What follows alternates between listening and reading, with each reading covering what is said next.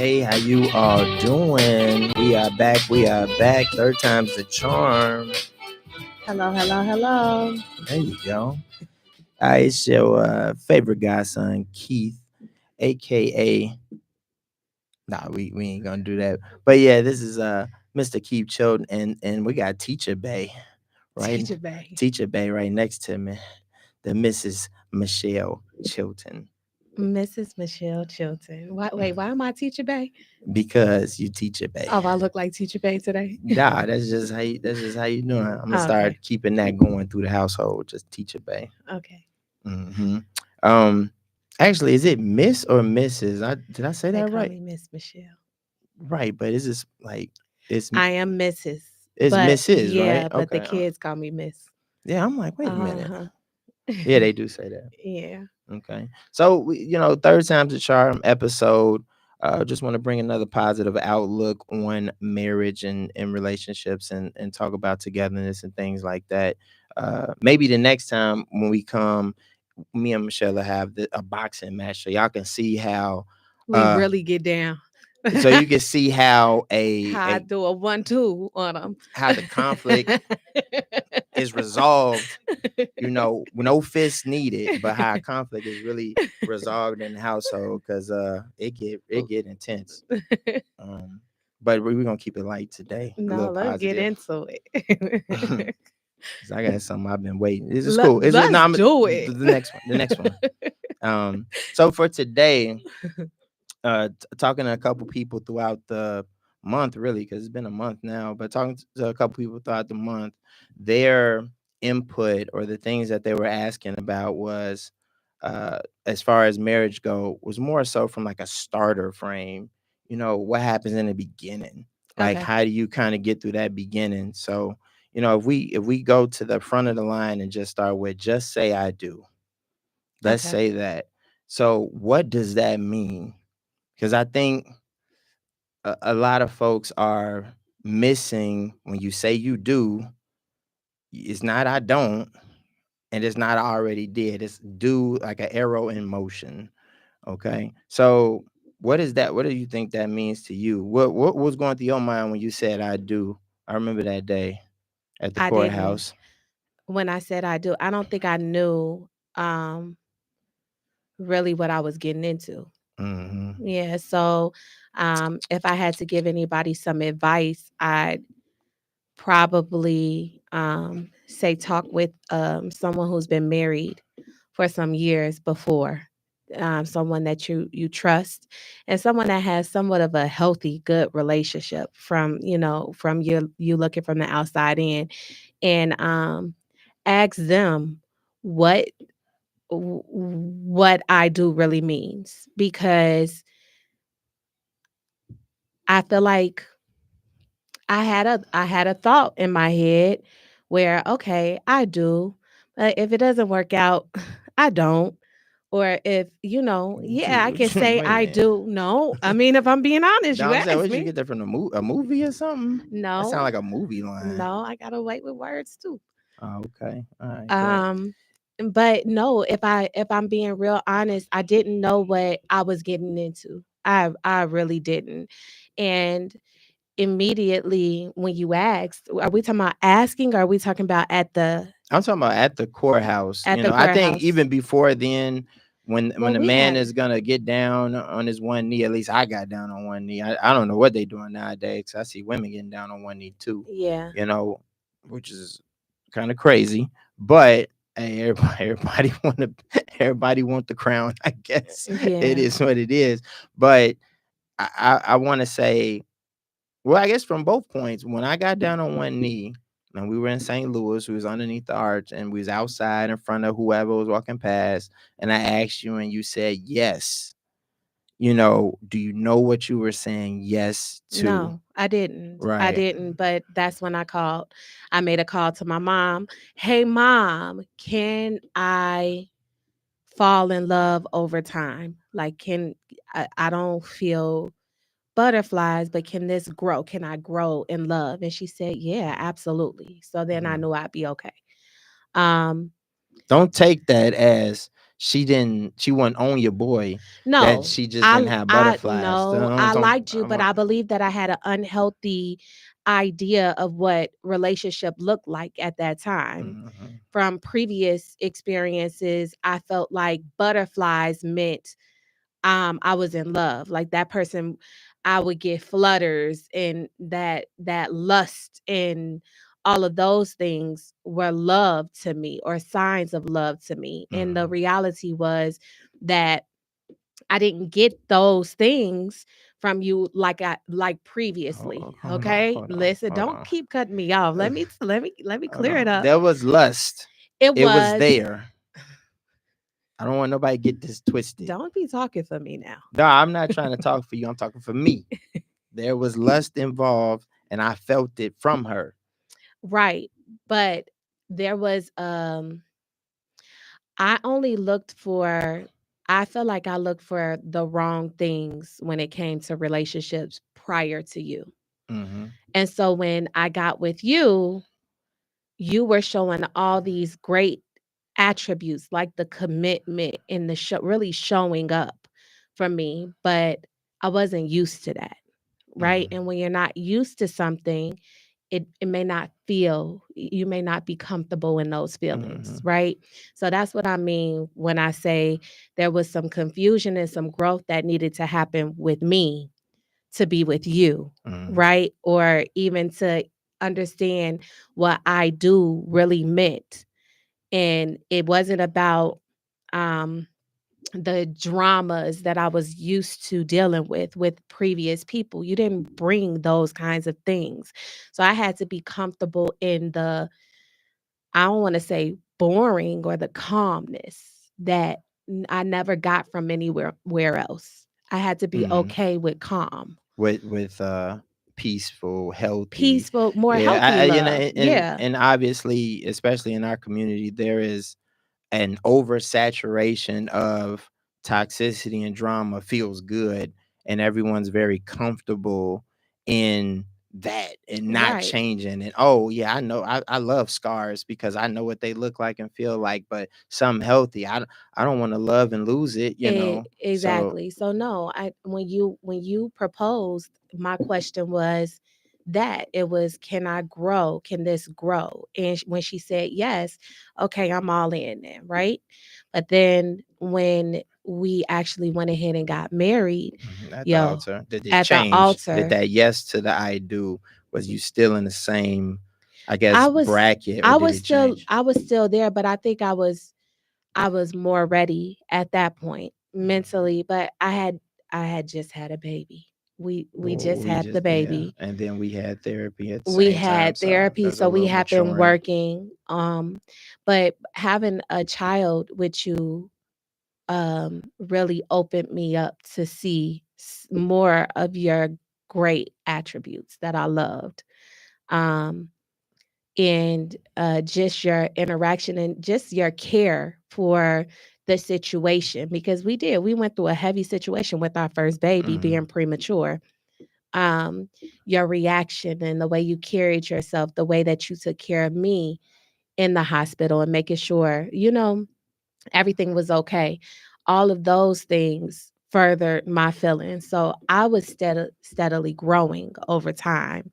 So by the time we were at the altar, yeah, and I didn't need a huge wedding or anything like that, nothing crazy. It was just me, right, well, you, and yeah, yeah, and our witnesses are under the covenant of the Most High, but, you absolutely. know, the wedding is for everybody else, the marriage is for the 2, individuals anyway, Mhm. and I remember, going through that, and I think that for men, the when you preparing in your mind to get down on one knee to the part where you actually at the altar and say, "I do," and it seems like a lot of guys they say they kinda get that cold feet, quizzy, you know, yeah, Queasiness. queasy feeling, but I think that is the pressures of them accepting the responsibility. I think more so when guys are getting into, like, I'm gonna get married. I'm gonna propose to her. I know I love her, and then and you already know what to expect. Kind of like you kind of know what's on the list of things to do, but from you getting down to act on your knee and proposing to getting to the altar and saying yes is you just accepting, like, oh my God, I gotta take care of another person for the rest of my life. Oh my God, this is gonna be on me. Oh, like I have to be mature. I can't slip. I can't. So it's like it's a lot of pressure. And I'm not saying women don't go through any type of pressures, but I'm just speaking for men. There is a heavy load of pressure when you realize what becoming a husband, like like I said, arrow in motion. You kind of already knew what it was, and now you like, oh, I gotta live up to it now. You Living know, up to your role. yeah, living up Yeah. to being the So husband or house bond. what are um what's your role as a husband? What does that fall under? Right. So for the men, if we talk of, let's just say, class in session, we brought back home ec, marriage 101 for the adults. Like if they would have kept it going, hey, what is the roles of a husband? How do you prep for this? And then we'll get into the roles of a wife. But for men, and you really need to be, you need to have some sort of mission and purpose relevant to you as a man. You can't just be, I'm just out here in traffic, guy, I love her, I don't know where this road ends, maybe we'll lead to Oz, and fairy telling. You have to have a realistic uh vision of where you want this to go, and even if it's something as as simple as, look, I just want to get married, love my woman, have kids, be able to take care of them, and then my kids grow up and my wife is happy. And I think on a very simplistic level, that's all guys are really trying to say. There's not too many men I've come in contact with that have a very wide dynamic, like, yeah, and we're gonna travel the mountains and we're always gonna be happy. And I think the only thing closer to like a fairy tale ideal is men are like, "Ooh, I locked it down. I'm gonna get sex every day." I think that's the only fairy tale part that guys have in their head, because like, "Ooh, I locked it down now. I should get it every day." And it's like, you're not, bro. But um, wishful thinking. So other than that, I think because of the social engineering with the way society goes, and I've talked about this before. If you take a kid 10 years old and take a young man at 25 and a older man at 50, their understanding of what a husband is, it doesn't differ too much. To kind of name the basics. So from those three different ages, they kind of know what to expect. But I think for women, there is a total, like, it changes from 10 to 25 to 45-year-old woman all have different versions of what a wife is. But I think for guys, it's pretty consistent. So for men, you have to lead, of course, right? They say that, but how do you do it? That's where a lot of guys kind of drop, like, how do I lead? Or how do I work with someone if they're not just following what I'm telling them to So do? how do you lead? And then how do you work with me when I'm questioning what's going on? Right, like on the drive here, and I'm You weaving were through going too traffic, and fast. her hands come out to touch the doors, and I'm like, "Would you stop? Like, I'm No, not gonna I'm not crash. gonna stop. I'm I'm gonna gonna need make you to sure slow that down. you safe, This, let me tell you you something. safe." You need to handle me with some care. I need you to drive like you have something to lose. And I am in the passenger seat holding on for my dear life while you are bobbing and weaving from God knows what. I Right, need I'm you. dodging the problems. I'm handling you with care because I'm dodging all the dragons that I would have Go slayed, ahead, and answer the we got question, around man. them to make it here where Okay. we supposed to be. Okay. you know. But yeah, as far as leadership goes, again, have a sense of purpose about No, yourself. you never answered my question. How do I lead dealing with you? Yes. Right. So, I mean, how I've always had at least enough discipline to make sure I was going the way I needed to go. I've never really strayed. Did you come out and say, "Hey, Michelle, this is my plan"?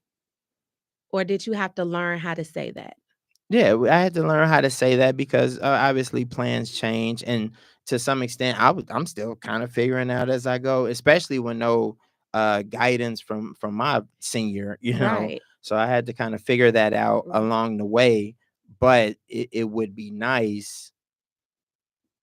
It would have been nice, even to this point, if there was more grace in my leadership from you, to be able to say, okay, he doesn't have it all figured out, let him kind of figure out along the way, and trust that he's gonna do it, because seeing the kind of character I have already, right? Because you wouldn't have said yes, or even I do at that point, if you didn't know what kind of character I had, to say, okay, I'm gonna sit back and see where I can help and let him do it, versus what I see some couples do, where they get into a whole debacle, and it's like, well, I want to let you lead, but let me tell you which way to go, and then you can Okay. lead me that way. Well, let's talk about that because you just unloaded. And now let's say, or when you just said what you said, are you talking about now? Or are you talking about we've learned and I grown? think we've learned and grown, but I think there's still room where it's continuing, Okay. because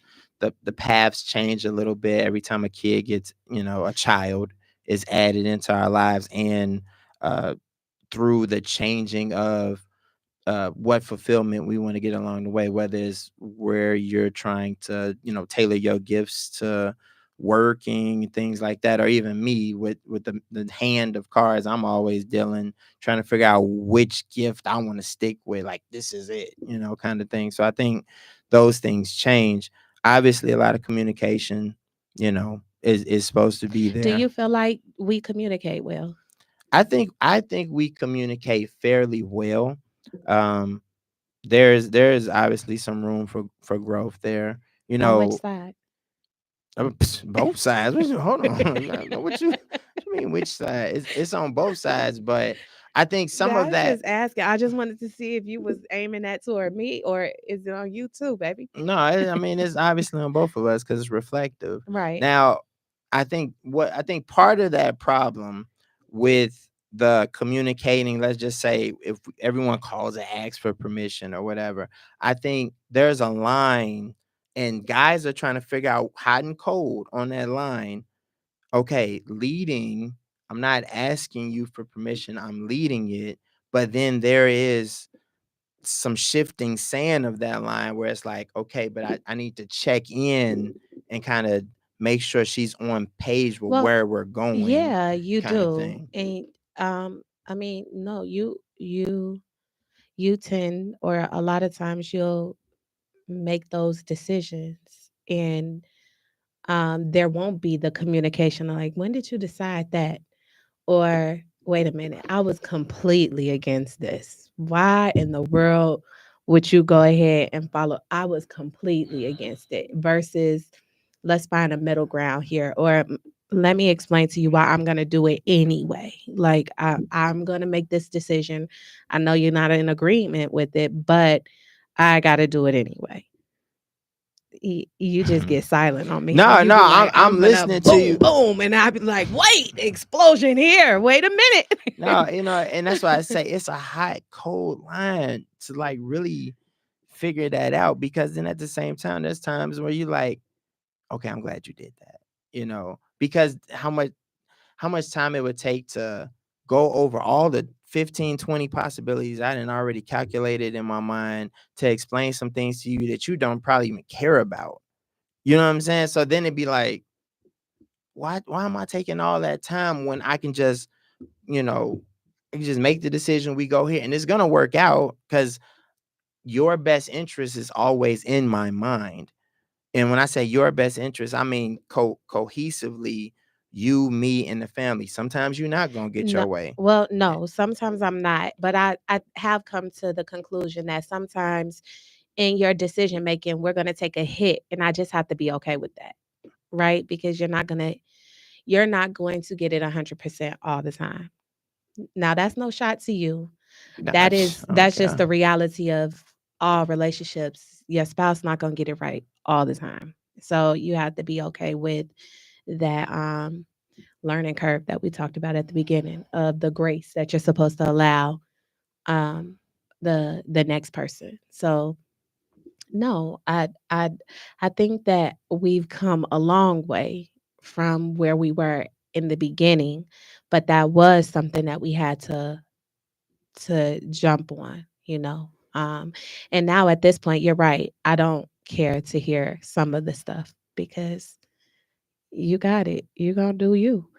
Well, And I'm gonna we're do, gonna but ride through I'm and it's doing gonna it, be but okay. I'm doing it for us, and I think for guys too to really dig in to make sure you are doing it for you and her, How do and you know that though? What how do you know that you're moving without ego in the way? Because that is a big thing for people in general. I'm not even going to just say for men.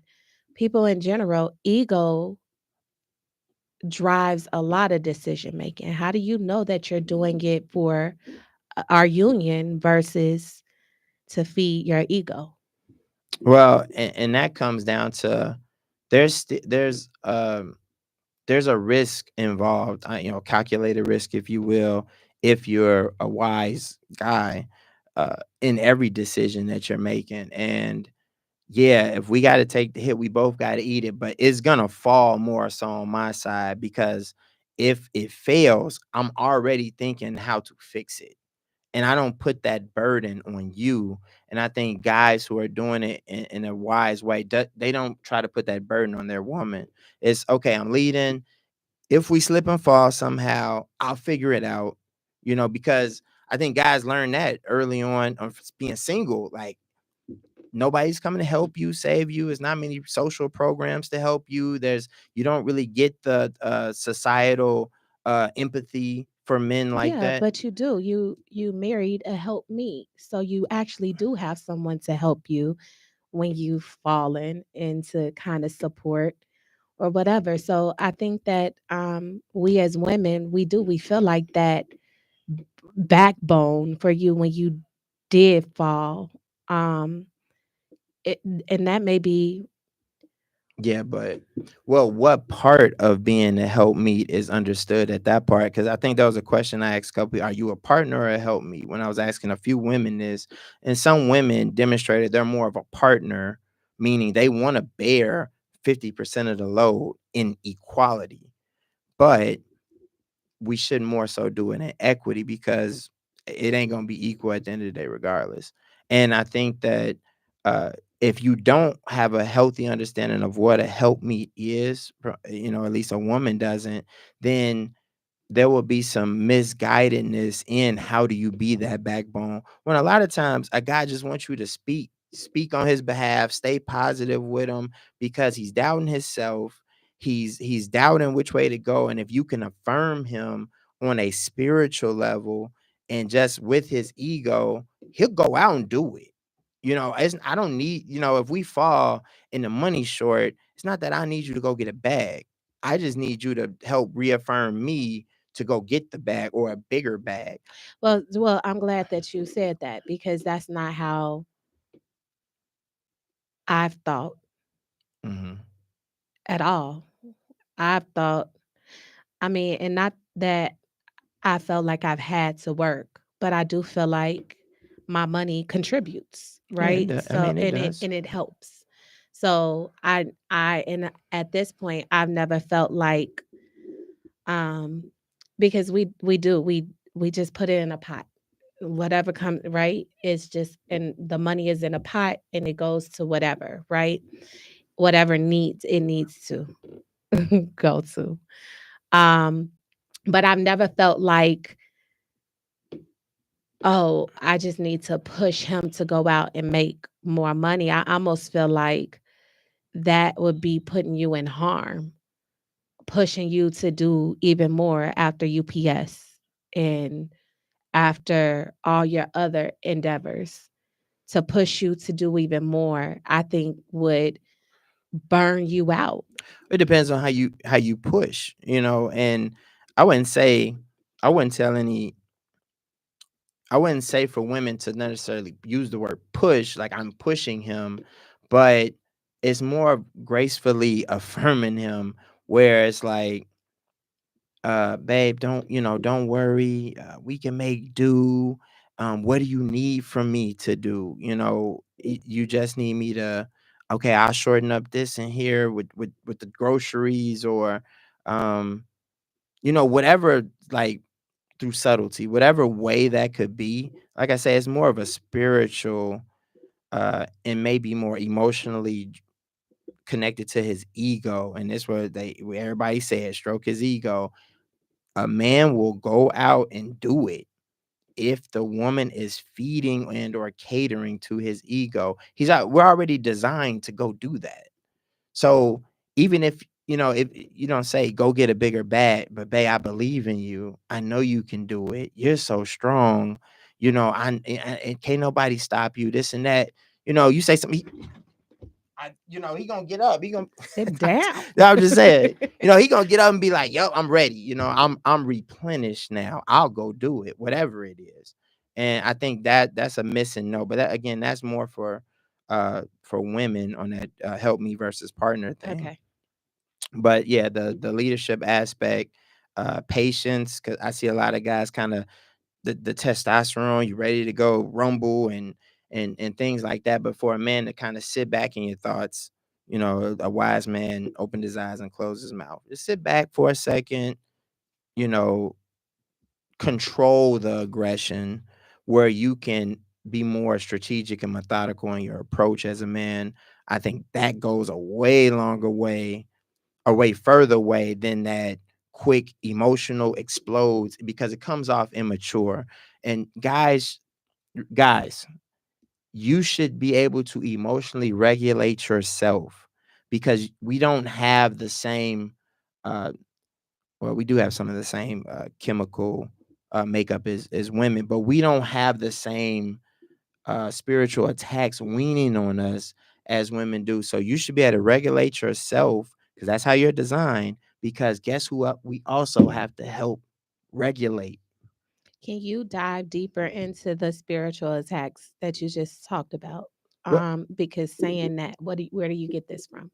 Just so that everybody understands. You said that you men don't get the same spiritual attacks that women get. yeah, Well, I it's mean, some well, men out here will feel like they've been spiritually oh attacked. yeah, no doubt. So, You what are getting you really blazed out here. saying? You What are you can saying then? well, I'm just saying, because you're built with a stronger frame in mind to be the heavy lifter. So even the scripture says, for your wife is the weaker vessel. You're just built differently. You can withstand more. I mean, we all kind of look at women as a fragile trophy to an extent. Like, what, I don't really know too many guys that I know that go out here and they're putting their wife or their woman in harm's way, in way of heavy lifting. Hey, babe, you be the shield. That's not really how guys look at it. We look at you as we have to protect you more so than you protecting us. And if it's a guy who thinks his woman should just, more so be protecting him, I'm not saying you shouldn't on a spiritual level and things Right. like that. But if you're looking at your girl more as the shield, then, well, I shouldn't. I mean, the scripture does say you're to intercede on our behalf, but I'm saying, like, you, dude, it's you. Get out front. You know what I mean? Don't put your woman out front like that. She's supposed to. You're supposed to guard her. It don't work the other way around. So the spiritual attacks that I'm talking about, it more so weighs on you all emotionally, and guys are more mild tempered and just hot and cold. Like, look, either I'm fighting or we not fighting, kind of thing. And you don't have to go through a whole dynamic of that. So again, fellas, grow your emotional intelligence, grow your patience and your wisdom, and then be able to control your emotions, because you also have to regulate theirs. Your leadership, work on it. And a big part of your leadership is going to be discipline. A big part of your leadership is going to be your ability to be resilient and to get back on that horse and try again, because you're going to fall. There's no other way around it. So if you do fall, don't think that you're the first one that ever happened to. Get back up there again. I would say those things in particular in marriage 101 class Start there to be a husband, To build yourself. to build yourself. And that's another one to say, they're telling everybody, don't rush into marriage, because we're all still kind of growing and learning and building ourselves individually anyway. Well, marriage does put you in situations where you're forced to build on all of those things. Mm-hmm. So it's not to say that you're going to have all of that figured out when you first come to the table. Mm-hmm. The key is to keep an open mind and spirit to learning those things as you go, and then your spouse giving the grace to um, for your spouse to really learn it, right? Mm-hmm. You gotta Okay. give each other a little A room little bit of room, to, please. yeah, to breathe and grow, because we both got stressors coming down on us at the same time, even though they may differ. Right, But I mean, we both getting attacked in some type of way. right. So yeah, those things for a man, marriage 101, being a husband, you need to get in that. Whatever that is for you on the spiritual side, whatever that is for you on the self-development side, you need to be on it. You cannot go from an immature boy straight into a husband. It don't work like that. It will backfire on you very badly, and you're not gonna win in court. So just don't do it. you know. Nah, but anyway, marriage 101 for the wives. Um, Where should y'all start at? well, I believe that we should start at humbling our spirits, coming with a humbled spirit, and allowing someone to take the lead and being okay with being submissive and taking the passenger seat or the back seat, and just going for the ride. That is a tough one. I feel like for our generation, um, it's almost like we've been taught the opposite. We've been taught to go get that career, go invest your time in that area, but then not necessarily um, practicing the attributes to becoming a wife. Okay, so humbling our spirit, being submissive, um, and I think that there's power in submissiveness. Don't do that. Okay, let's be clear because the eyes said one thing. No, Am I it am I wasn't for a you. submissive It wife? wasn't for you. I was looking at the camera, and I was waiting on the person, whoever watching, to zoom in on this part. Am I a submissive wife? More so, yeah. Yeah, I'd say yeah I'm not. overall. Yeah, I'm not. Look, I got some work to do. I'm not a perfect wife, but I do try to um take the passenger seat. I do try to allow my husband to lead. I do try um to practice subtlety in my approach with you, and a gentleness that still moves you. Um I do try to be okay with um not necessarily being the highlight or the spotlight, right? So and allowing you allowing you to guide our ship. Okay. Mhm. So I think that's a difficult task, and we go through a lot in marriage, having children, and there's these shifts that happen with when I'm in my 30s. I'm different than when I was in my 20s. Most definitely. There's a shift that happens between 20 and 30.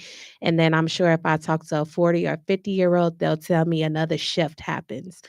But learning myself while we have been married and still having to take the role as your wife has been challenging at times. Having children through it and still being a mom and knowing when it's time to be a wife, or I'm always a wife first.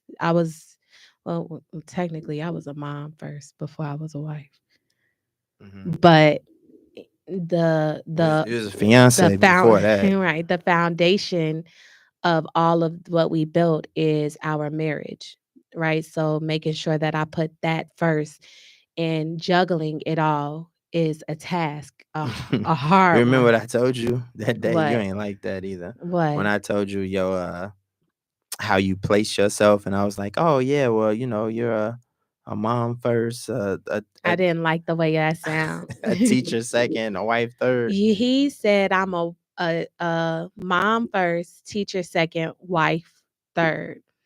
And when we talked about it, I understood what you meant. I really did, and I understood where you come from with that. But that shift between the three is very, I mean, goodness, career, motherhood, and being a wife.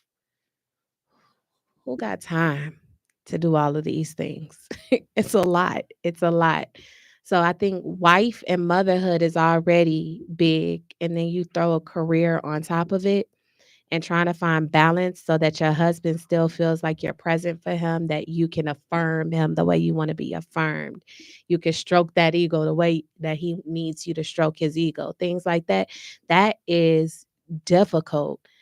And I've told you this, like, sometimes I'm like, I don't know why I would think that I will even want to work in the midst of all of this with 3 kids and being a active and present mom and being an active and present wife. It's hard. It's hard.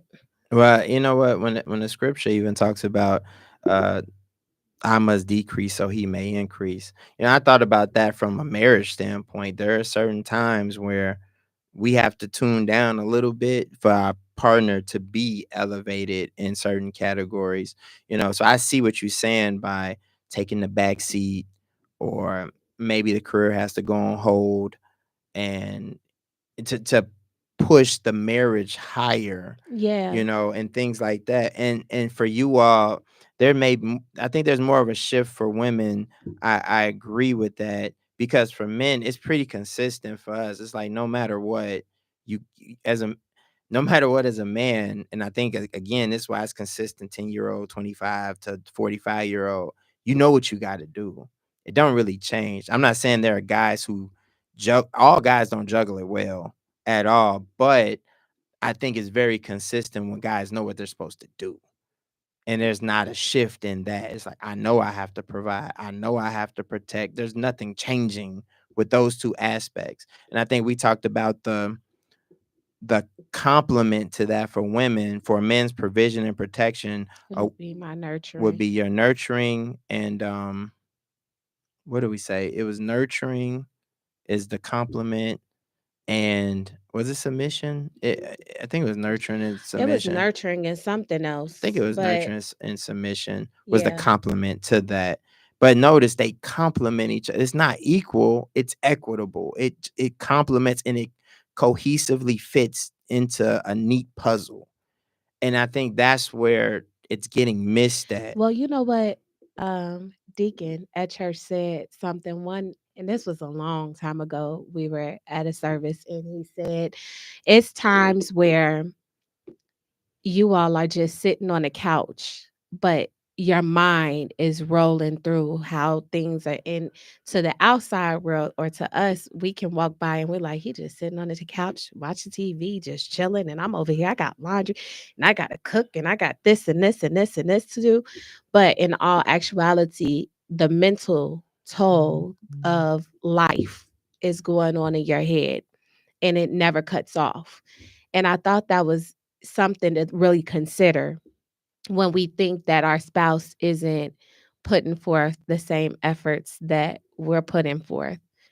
Um, Considering the mental toll that it may take to provide for a whole household, to The protect. intangibles. Yeah, yeah, yeah. Yeah, so the workload is different. It's a It's just a different different workload, workload. so it's hard to compare it, Hmm. you know.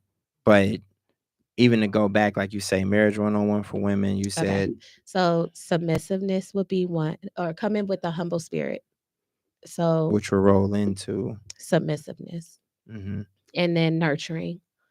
Um, Okay, nurturing. Nurturing, and I mean that would be and I Some of fall these short women here. ain't got it. Yeah, well, I fall short. They moms ain't to I prepare them fall for short that. here too, though, where when we talk about nurturing physically, spiritually, and emotionally, do I hit all three of those targets all the time? Absolutely not. No, you can open your eyes. It's Well, I okay. was agreeing. I was just thinking back. um, but I do. I feel like I nurture. I'm a preschool teacher. I nurture 20 kids Monday through Friday. When I get done with work, I bring my three babies and I nurture them. And then the weekends, I feel like I'm always nurturing. So I think there's this disconnect sometimes. But when we talk about nurturing, I'm not just talking about your presence being there. I'm talking about the nurturing of deciding what we're eating, so not just cooking the food, but actually putting some thought into the healthiness of the food, right? Mhm. That we're going to put on the table and that we're going to feed our bodies and our minds. Um, Yeah, uh, you can't just feed the family McDonald's every day. That ain't gonna no, work. no, or the praying for your spouse. You asked me the other day, when's the last time you prayed for the kids? Or when's the last time? Things like that, where you're like, dog, man, life been getting it. I don't know. I can't even think about it. I knew I had prayed for you like a day or two before, but I was like, when's the last time I really sat down and thought about my children and did a real, put some thought into Sincere. some sincerity into a prayer for them. So nurturing, not just, I'm not talking about the basic level of throwing some food on a plate, I'm talking about in general, or even down to nurturing your babies when you see that they need to grow in certain areas, and really putting that time into helping them grow emotionally. They're having tantrums. They need to learn what's right or wrong versus you just letting it go by, or you listening to them scream across the room instead of listening to that, doing a lesson with them on why it's important not to scream, and then practicing those skills, learning new and teaching new skills. So, or nurturing your spouse in the way that he may need to be loved, and then also pouring into your spouse, like um, from a physical standpoint, but from an emotional standpoint, spiritually, it's just, yeah, it's a lot of Well, that's why nurturing. I But then say you have to nurture yourself too, because you don't nurture yourself, can't then pour from empty cup. you can't pour from an empty cup, right? So that's where I think I fall short at. There's this, Michelle, what are you doing for yourself? Because you can't pour, you can't continue to pour. And I feel that's when I feel like I become, I come up short when I haven't poured into me, or I haven't figured myself out enough to see what I need at that moment. Or I'm running on a whim, and sporadically, because I really don't know what I need, but I'm moving around instead of just sitting still and taking a breath, right? So, Yeah, I've seen that when I've asked you questions because I try to pour into you.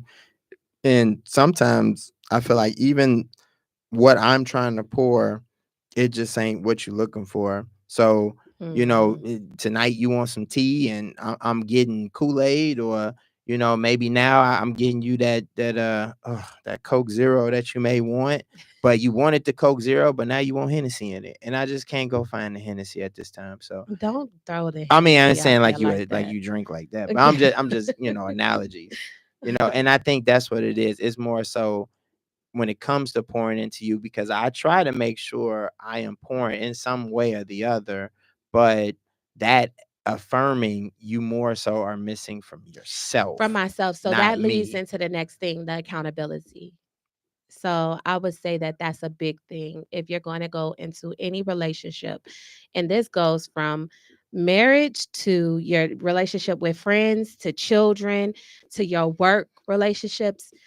You have to have some sort of accountability to know where you and to be able to look at where you fell short at so that you can fix or so you have to have the accountability but also be willing to fix. Now, that's not to say that you're going to spot it right on and you're going to go for it and it's going to be fixed right away because some things are learned behavior. We've been doing it for since we were young, but I think the first step of just even recognizing that there's an issue here that needs to be addressed is a big thing.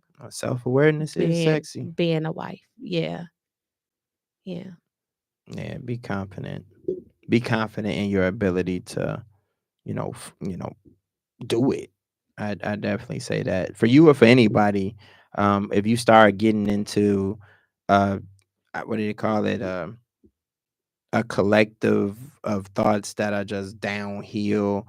I don't think I can do this and this, and then next thing you know, you really can't because you already cut yourself or sold yourself short, Mhm.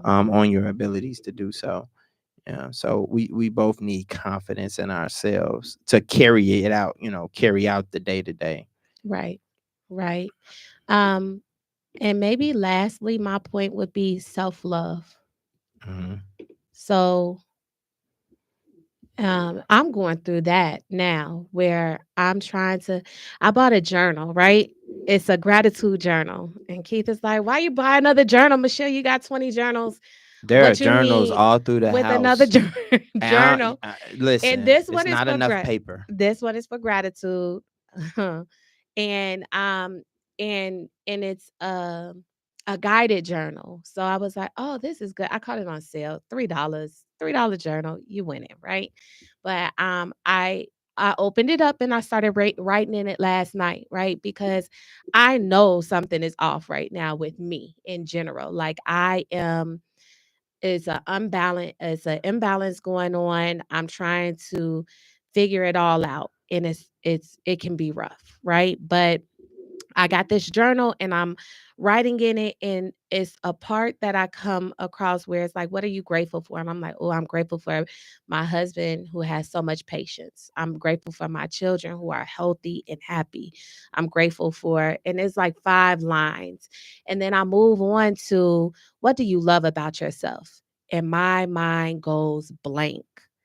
Not that I don't feel like there's plenty to love about myself, but I don't feel it right now. And if I don't feel it right now, I won't be able to nurture you. I will not be able to nurture those kids the way that I should. Like there's going to be a deficit there. Or I won't be able to be as subtle with you as I could if I was all the way present. It's going to affect all of those other areas. So finding time to pour into you and what that means. What does a happy, healthy person really looks like? And I'm not talking about like what does happiness look like? Or what does just good looks like? Good looks like. And I'm not talking about the physical appearance, right? I'm talking about that inward self. I had children and I've lost myself. How do I find myself again? Because I don't remember or I don't know when I look in the mirror who I am anymore, you know? And of course, that's going to carry into my marriage. So, somewhere along the line, I should have poured more into me instead of going out and oh, the kids need, or my husband needs, or this, and or my grandmother, or my stepdad, or my mom, whatever I poured into, somewhere along the line, I should have honed it in a little bit and was like, nope, can't go this way. Today, I got to do this for me. I told you. Yeah, I So, didn't listen. and back to marriage 101 with listening. If you listen, and trust the leadership, Yeah. then you're gonna come out with a better outcome. And it just kills me when I hear people, I can do better by myself. That's the problem. That's why you need to listen to him, because he probably could do better. He got a better plan for you than you got for you. And I think I got pretty good plans for you. I'm very confident in those plans. Well, that's wonderful You know, because I trust you. So, yeah. yeah. Uh, and at this point, there was a segment that we wanted to add in as we close out. It was called Love Letters, and we put it out there, asking different people if you want to share a little bit of your story with a love letter to your loved one. Send it in. We'll read it out loud with everybody, whether it's a poem or anything like that. So that way, we can spread the love. We can keep it going. Yeah, if you Um, have a sweet story about you and your spouse, or I mean, even the true love on how you all got through something, mhm. testimonial wise, send it. Send Yeah, it in. I love to hear it. We yeah, love to read we're it. gonna talk about that. Yeah, So the only love letter we have for today is by yours truly. Because I think everyone else got a little too shy, but I ain't shy. I'm gonna say what I gotta say. So quickly, it was called Sweet Love. Uh yeah, kisses softer than rose petals, with a smile that makes hearts skip a beat. Those eyes are a stairway into heaven. I die in your laugh because it feels so free. I hope you don't mind that you're my quick fix. I love how our conversations be during a quiet hug, how loud they are. You are my always and I'm your forever. Maybe this must be a chill kind of love. And that's that piece. and he's got away with All words. right. Thank you. Look, Yeah. So thank you. that was that. You just surprised me with that one. Yeah, I Thank you. bet I did. Third time's a charm. Wait till the next one. We'll see you all again. It is a chill kind of love on Intellectual Radio. And Absolutely. all right. Peace, everybody.